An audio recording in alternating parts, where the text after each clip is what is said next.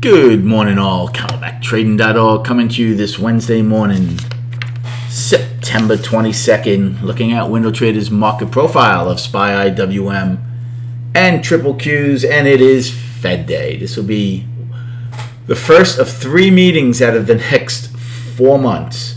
Right? They don't meet next month, but they do meet both in November and December. This one, to me, is pretty important because this is the first one, again, I'm not 100% sure, but I think it's the first one where we've been under the 50-day moving average. So a little pressure on the market with this meeting coming up. Powell's had to rewrite his comments probably 100 times over the past week. As far as this morning goes, it's another beautiful example how M period from the day of is pretty meaningless, as all this was week longs getting out, shorts piling on. Look what they did. They even made a new low in N. They did it in each of these indices. Russell didn't make a new low in N, but they pushed down. Triple Qs did in N. And look where we are. We're trading right at M's high. They're above M's high in Russell, and they're almost to it in triple Qs. So again, it's more important the day after. If we get accepted into it, do we trade back down? What kind of day should we expect before the Fed? Again, most times it's, especially with the ranges we've had, I wouldn't doubt if we do get some consolidation.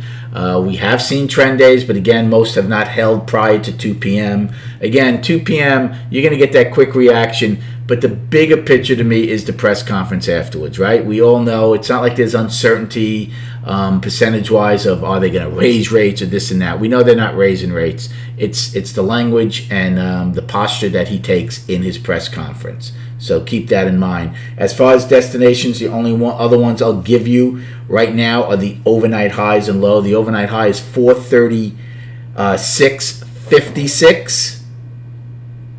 So that's right. It's below the afternoon rally high right now from yesterday, and the overnight low is 432.40, which is it's 67 cents below yesterday's low. Pre-market volume right now, not very heavy. It's again, it's early and it's not surprising. 500,000, so not bad considering when you think about it. We used to be doing 500,000-600,000 at 9:30. We're at 500,000 already with 75 minutes to go. So game plan is going to change dramatically throughout today, right?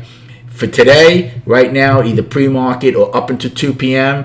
If you get a push up, right, we know how they like to front run the overnight high. So if the overnight high is below the afternoon rally high, you can certainly take a short against that.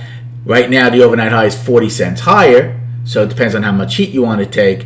But either you take the short against the overnight high or against the afternoon rally high. I would be out above F's high.